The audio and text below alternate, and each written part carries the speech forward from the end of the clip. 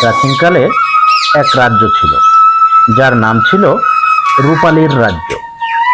রাজ্যটি ছিল অপূর্ব সুন্দর, যেখানে সাদা মেঘের ছায়া নদীর জলে খেলা করত, আর চারপাশে সুবর্ণ ফুল ফুটে থাকত। রাজ্যের মানুষ ছিল শান্তিপ্রিয় এবং পরস্পরের প্রতি ছিল খুবই দয়ালু।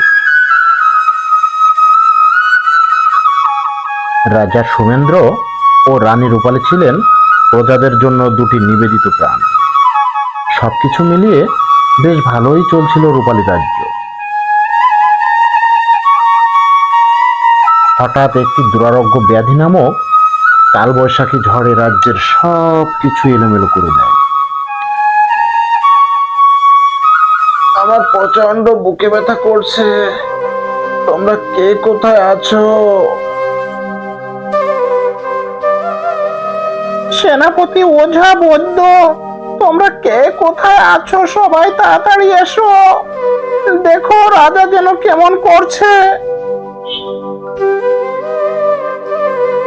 মহারাজ, আপনার কিছুই হবে না, সব ঠিক হয়ে যাবে। আপনার কিছু হলে আমার কি হবে?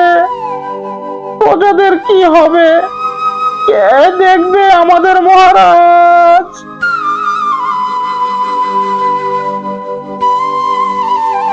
জীবন মৃত্যু তো সৃষ্টিকর্তার হাতে। সৃষ্টিকর্তা যা কিছু করেন তা সব সময় আমাদের মঙ্গলের জন্যই করেন। তিনি নিশ্চয়ই তোমাদের সকলকে হেফাজত করবেন। আমার সময় ফুরিয়ে এসেছে। আমার অবর্তমানে এই রাজ্য যদি কোনো খারাপ পরিস্থিতির সম্মুখীন হয়, তাহলে এই রাজ্যের রক্ষা কবচ হিসেবে একটি সোনার পাখি তোমাদের সাহায্য করবে। তবে যদি তোমাদের মন সুন্দর হয় এবং সকলের কল্যাণের কথা চিন্তা করো, তবেই তোমাদের সেই সোনার পাখি সাহায্য করবে। আহ আহ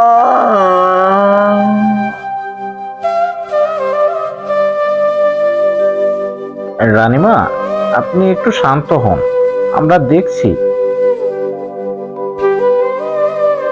অবশেষে রাজা শেষ নিঃশ্বাস ত্যাগ করলেন। রাজ্য জুড়ে নেমে এলো শোকের ছায়া।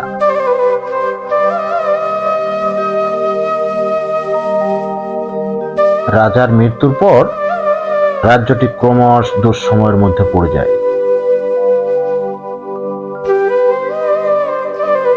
হঠাৎ একদিন রাজ্যের আকাশে একটি সোনার পাখি দেখা গেল। তার ডানা ছিল সোনার মতো উজ্জ্বল, আর চোখ দুটি ছিল হীরার মতো ঝকঝক। লোক মুখে প্রচলিত ছিল, এই সোনার পাখি যার হাতে ধরা দিবে তার জীবনের সৌভাগ্য ফিরে আসবে। রূপালী রানী এই খবর শুনে সোনার পাখিকে খুঁজে আনার জন্য একটি প্রতিযোগিতার ঘোষণা করলেন। যে সোনার পাখিকে ধরে আনতে পারবে তাকে অর্ধেক রাজ্য পুরস্কার স্বরূপ প্রদান করা হবে।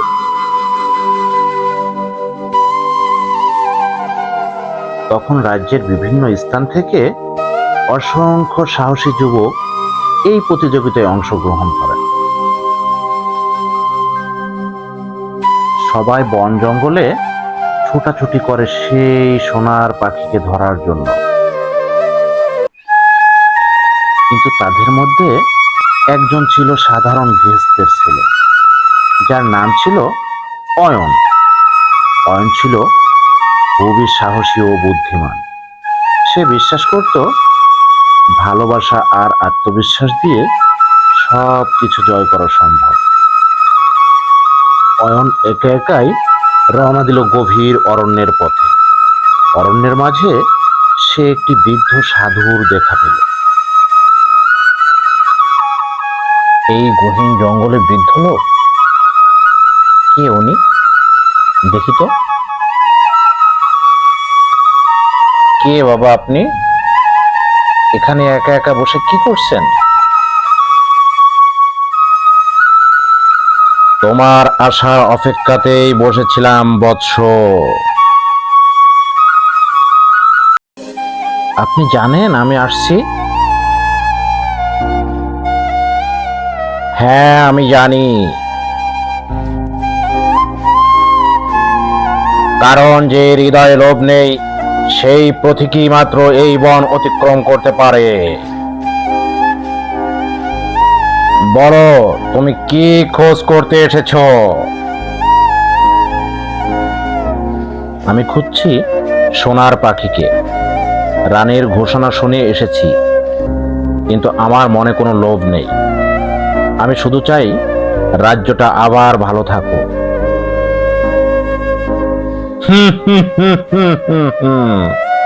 বড় কথা বলছো বালক, তবে প্রমাণ কই? আমি কিছু প্রমাণ করতে আসিনি, আমি শুধু পথ খুঁজছি।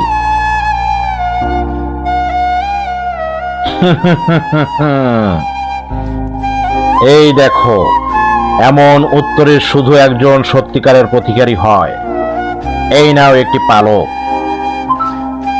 এই পাখির পালক তোমাকে সাহায্য করবে, তোমাকে পথ দেখাবে। কিন্তু মনে রেখো, পথ কঠিন হবে। কিছু পরীক্ষা আসবে, যেখানে কেবল দয়া আর সততা থাকলেই তুমি টিকতে পারবে।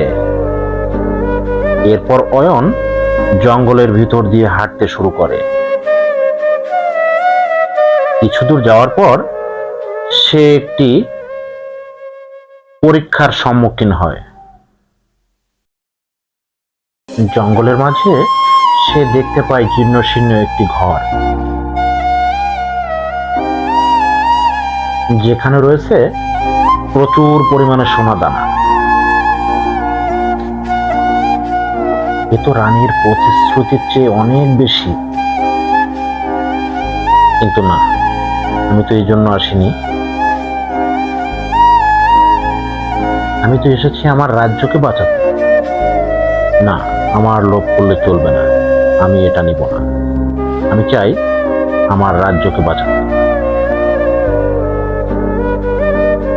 অয়ন কিছু না নিয়েই চলে যায়। আর তখন ঝোপের ফাঁক থেকে বেরিয়ে আসে সাধু, এবং সাধু অয়নকে বলে,